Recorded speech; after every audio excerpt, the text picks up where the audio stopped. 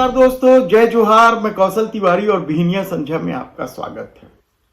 छत्तीसगढ़ क्या अब ज्यादा दिन शांति का टापू नहीं रह पाएगा, क्योंकि जिस तरीके से हिंदूवादी संगठनों ने सांप्रदायिकता की आग में झोंककर छत्तीसगढ़ में अपनी राजनीतिक रोटी सेकने की कोशिश में लगे, उससे क्या छत्तीसगढ़ अब उत्तर प्रदेश, बिहार या गुजरात मॉडल के रूप में तब्दील होकर धर्म के आधार पर खून खराबा में लिप्त हो जाएगा? बड़ा सवाल इसलिए उठ रहा है क्योंकि कल ही दंतेवाड़ा जिला के श्यामगिरी गांव में जो कुछ हुआ वह बेहद ही हैरान और परेशान करने वाला इसलिए है क्योंकि बड़ा कार्यक्रम हिंदू संगठन इस क्षेत्र में करने जा रही थी। धर्मांतरण का आरोप तो पहले से ही लगते रहा है और घर वापसी के नाम पर किस तरीके से नौटंकी होती है यह भी किसी से छिपा नहीं है। और जो श्यामगिरी में घटना हुई उसकी वजह यही घर वापसी कार्यक्रम ही था, कहा जाए तो गलत। दरअसल श्यामगिरी गांव में एक बैठक आयोजित करके जो लोग हिंदू धर्म छोड़कर ईसाई धर्म में चले गए हैं उनकी घर वापसी को लेकर बड़ी बैठक आयोजित थी।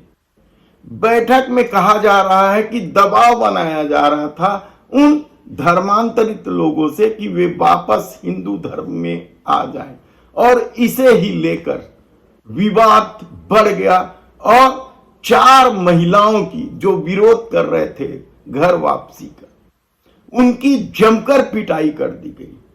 उन्हें जिला अस्पताल दंतेवाड़ा में भर्ती किया गया है।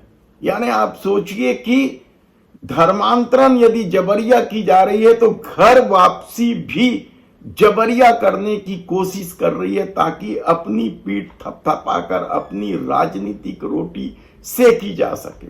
और यही सब कुछ श्यामगिरी गांव में हुआ।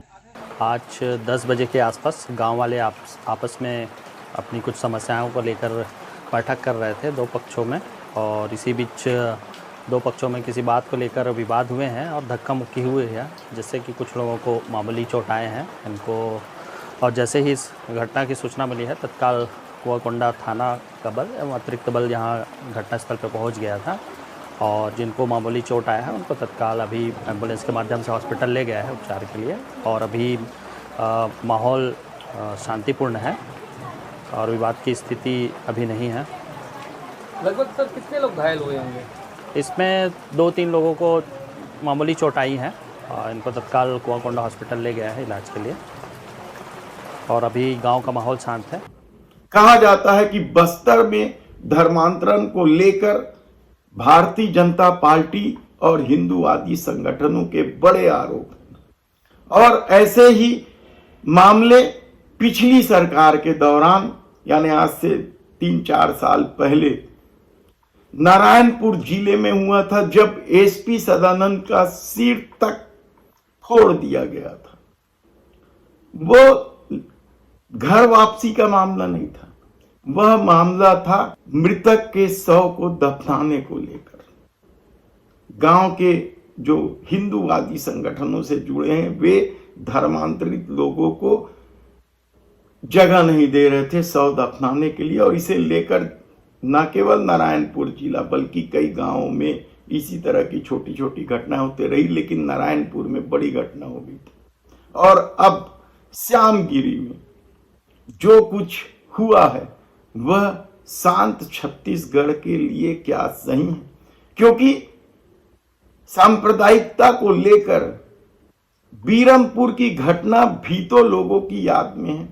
वह याद में इसलिए भी है क्योंकि मृतक के पिता को भारतीय जनता पार्टी ने अपनी राजनीतिक अनुकूलता के अनुसार टिकट दे दी थी और वे दिग्गज कांग्रेसी नेता को हराकर चुनाव जीत गए थे। ये अलग बात है कि चुनाव जीतने के बाद से वे लगातार विवादों में हैं, कभी लेन देन को लेकर तो कभी उनके बेटे के द्वारा एक आदिवासी युवक की पिटाई को लेकर। अभी तक गिरफ्तारी नहीं हुई है, विधायक के बेटे की, और इसे लेकर आदिवासी समाज नाराज है, धरना दे रहा है, प्रदर्शन कर रहा है, ज्ञापन दे रहे हैं। तो कवर्धा में मामूली झंडा विवाद को लेकर किस तरीके से सांप्रदायिकता का रूप दिया गया, और वहां से भी विजय शर्मा जो जीत कर आए हैं और प्रदेश सरकार के गृह मंत्री हैं, कहा जाता है कि सांप्रदायिकता की वजह से ही वे जीत कर आए हैं। तो क्या बस्तर क्षेत्र में एक बार फिर धर्मांतरण के मुद्दे को बड़ा करने के लिए घर वापसी कार्यक्रम के तहत अपनी पीठ थपथपाने के लिए जबरिया घर वापसी का खेल खेला जा रहा है?